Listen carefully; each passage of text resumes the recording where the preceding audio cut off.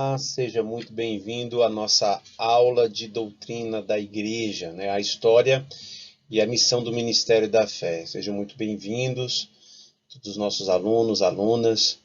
Tenho certeza que nós vamos poder compartilhar aqui alguns momentos e espero que edifique a sua vida essa aula. E a gente vai estar falando aqui, pessoal, sobre um pouco mais a fundo da nossa igreja, né? Para que você conheça, para que você entenda a razão de nós sermos, a razão do que fazemos, a razão de quem nós somos. Então isso é muito relevante para que nos norteie, para que nos direcione nesse processo. Então fica aqui com a gente, né? Obviamente, espero que sejam aí momentos e minutos preciosos para conhecer, para aprender mais de Deus, como você tem aprendido nessas aulas aqui do MF Academy. Bem, gente, falando aqui um pouquinho a respeito da nossa origem, né, da nossa fundação. Então, o Ministério da Fé, Comunidade Cristã Ministério da Fé, ela tem já aí muitos anos, são mais, né, de 30 anos de existência, e foi fundada em 92, em Taguatinga. Nós começamos em Taguatinga, atualmente nossa sede é também em Taguatinga, uma sede excelente, enorme, para a gente poder receber todos os nossos membros, visitantes. Então, nós temos essa estrutura aqui e também nós, durante toda a nossa história, nós estruturamos, né, os nossos campos, que são as nossas igrejas espalhadas também, Ministério da Fé espalhado aqui em todo o Distrito Federal e também no nosso entorno. Então, tudo isso é Ministério da Fé. E o nosso plano de extensão, atualmente chama-se DNA Ministério da Fé, que são estruturas que nós iniciamos para ampliar, para crescer, para levar esta visão a diversos lugares e até outros países. Tenho certeza que temos muito a acrescentar na nossa geração. Então, é um pouquinho do que nós, né, da onde nós viemos, por que nós estamos aqui hoje, né? Essa história não começou agora, já tem bastante tempo e vamos estar compartilhando com vocês. Bem, gente, falando aqui sobre a missão e os nossos propósitos, né? É importante que nós entendamos qual é a diferença entre propósito, estratégia, métodos, estruturas. Então, tudo isso são palavras que às vezes se confundem, né? São palavras que às vezes nós não compreendemos de uma maneira muito clara. Então, para que nós consigamos assim avançar nessa aula aqui, nesse processo, é importante que você saiba primeiro que o nosso propósito é algo imutável. Propósito não se muda, propósito não se altera, propósito não se modifica. Propósito é algo permanente, propósito é algo duradouro. E durante todos esses anos de existência do Ministério da Fé, nós adotamos estruturas diferentes, nós adaptamos estratégias, nós utilizamos metodologias diferentes, métodos diferentes, para sempre focarmos no nosso propósito, na nossa visão. Então, é relevante que você entenda que muitas coisas que você, às vezes, né, caso tenha já alguns anos de Ministério da Fé, agora nós fazemos de um jeito diferente, agora nós não fazemos de uma outra forma. Sim, é natural isso. Nós somos uma igreja contemporânea, somos uma igreja atual, somos uma igreja que se atualiza. Então, isso é importante que você entenda isso, para que a gente não confunda estratégia com a visão da igreja, tá? Então, vamos lá. A visão da igreja, né, ser uma igreja família, formando a identidade de Cristo em cada membro, tornando-o um ministro do Evangelho, com o objetivo de alcançar uma geração para adorar ao Deus vivo. Tá? Então, esse é o sentido da nossa visão, do nosso propósito, a nossa missão como igreja. E aí nós vamos estar falando um pouquinho para você sobre esses pilares, né? Sobre esses 5 propósitos, que é a comunhão, o discipulado, o ministério e o evangelismo, também a adoração. Então, como que esses pilares eles sustentam, né, biblicamente, como que isso se sustenta, tá? Então, vamos falar aqui um pouquinho do qual é a base para que esse processo, para que essa visão exista, né? Talvez a gente tirou isso da onde? Foi da cabeça de alguém, né? Foi da cabeça de uma pessoa? Não. Existe uma base bíblica para isso. Existe um fundamento, existe uma fundamentação bíblica a respeito disso, tá? Então, é importante que a gente leia, né, e lembre que isso é o que vai nortear a nossa razão de ser. Então, por isso que é importante que a conexão com a palavra, a conexão com a Bíblia, esteja muito, muito, muito clara para você, tá bom?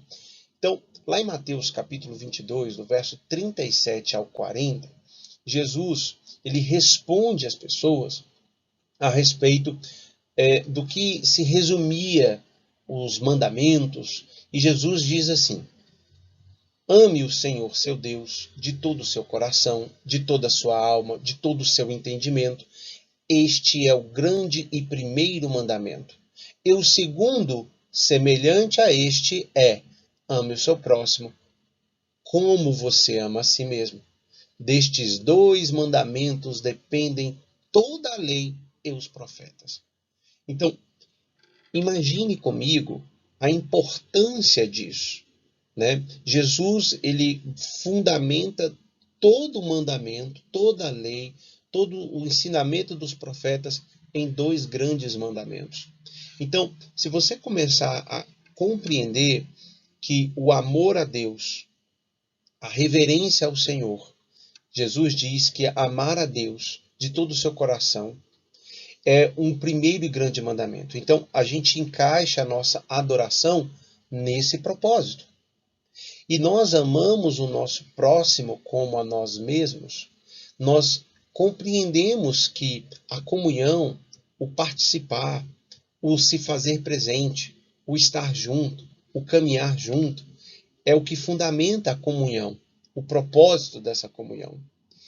E Jesus, lá no final do capítulo 28, ele quase nas últimas palavras, ele coloca para os discípulos, dizendo em Mateus 28, verso 19 e 20: portanto, vão, façam discípulos de todas as nações, batizando-os em nome do Pai, do Filho e do Espírito Santo, ensinando-os a todas as coisas que tenho ordenado a vocês.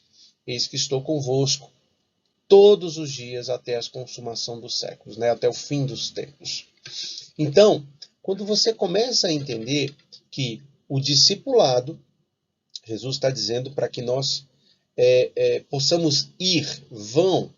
Então, a gente começa com o evangelismo, depois a gente envolve o discipulado, e Jesus fala que nós precisamos ensinar, guardar, colocar. E esse serviço, essa disposição é o nosso ministério, é o nosso chamado.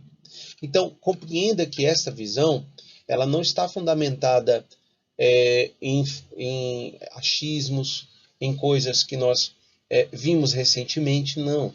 A visão, os pilares que fundamentam tudo que nos move, tudo que nos motiva, tem uma razão de ser. E volto a enfatizar, é algo bíblico, é algo que está fundamentado nas próprias palavras do nosso Senhor Jesus. Então, entendam a importância disso. Jesus ensina os discípulos, ele conduz os discípulos a um aprendizado muito relevante. Apenas, digamos assim, em alguns versos, a gente compreenda, não são apenas alguns versos, né? São fundamentos para as nossas vidas, para a nossa razão de ser como igreja. Então, vamos falar um pouco mais especificamente a respeito da adoração, né? Porque muitas pessoas acreditam que adoração são músicas, adoração são celebrações, adoração são shows, adoração é louvor. Sim, tudo isso é adoração, mas adoração não é só isso. Então, me entenda que a adoração é celebrar a presença de Deus, é honrar. A adoração, ela envolve a nossa vida como um estilo de vida. É a razão de nós sermos. Compreenda o que Jesus fala. Deus é espírito e é necessário que os seus adoradores o adorem em espírito e em verdade. João capítulo 4, verso 2. Então, tudo que você faz, tudo que nós fazemos, tudo que nós somos como pessoas, vai refletir a essência da reverência, da honra, da entrega que nós temos. Então, quando essa compreensão entra nas nossas vidas, a gente começa a entender que adoração é muito mais do que apenas abrir os seus lábios e cantar, ou utilizar um instrumento para louvar, ou bater palmas, como eu disse, ou dançar. Tudo isso é uma expressão da adoração, mas nós expressamos a essência que Deus coloca em nós. Então, a adoração, né, ela é algo que nos impulsiona a honrar, a louvar com aquilo que nós somos. A adoração é algo racional. A adoração não é algo emocional. Obviamente, nós nos emocionamos nesse processo de adorar, porque nós somos envolvidos pela atmosfera, somos envolvidos pela celebração. É natural que isso aconteça. Mas é importante que a gente entenda que a adoração ela não é expressa apenas com isso. Por exemplo, você adora a Deus honrando com seus dízimos, com as suas ofertas. Isso faz parte de adorar a Deus. Então, a celebração da forma como nós levantamos, acordamos, andamos, a forma como nós somos, é a expressão daquilo que reflete a referência de Deus para nós. Então, olha o que diz lá em Romanos capítulo 12, verso 1. Portanto, irmãos, pelas misericórdias de Deus, peço que ofereçam seu corpo como sacrifício vivo, santo, agradável a Deus. Este é o culto racional. Então, a relevância que Paulo está ensinando à igreja, né, dizendo que o nosso corpo, a nossa vida, a expressão daquilo que somos, a expressão daquilo que nós fazemos, tudo isso é uma adoração. Então, essa orientação, essa instrução que Paulo dá, reflete um pouco da essência da adoração. E aí, o que é importante que você entenda para que você seja um adorador, para que nós sejamos adoradores? Então, a chave da adoração é a rendição a Deus. O que é a rendição? Você se render a algo é você se desarmar, é você se desfazer daquela armadura, daquela, digamos, proteção, é você dar livre acesso. Quando você se rende, você se entrega. Quando você se rende, você se oferta. Quando você se rende, você se prostra. Então, a adoração é uma resposta natural ao maravilhoso amor de Deus. Então, quando você compreende esse amor, como nós lemos lá em Mateus capítulo 22, amar a Deus acima de todas as coisas. Então, isso reflete o que é a adoração. Tá? Então, entenda a adoração como se render. Então, fazendo uma analogia, quando você se rende a algo, você não tem restrição, você não tem barreira. E é exatamente a expectativa de Deus a respeito de como nós precisamos adorá-lo. Então, para que você entenda esse processo de uma forma um pouquinho mais prática, a adoração ela precisa ser expressada como um estilo de vida. Tá? Como eu disse, a adoração não é composta por músicas, meditações na palavras ou declarações, não. Então, compreenda a adoração como algo mais amplo, como algo mais abrangente na nossa vida. Então, o propósito de você enaltecer, glorificar, engrandecer o nome do Senhor, exaltar por quem Ele é, não por aquilo que Ele faz, mas por quem Ele é na sua vida. Então, nós fomos adorados, fomos criados para adorar a Deus. Lucas capítulo 4, verso 8 diz, mas Jesus respondeu, está escrito, adore o Senhor, seu Deus, preste culto somente a Ele. Fomos criados para adorar a Deus.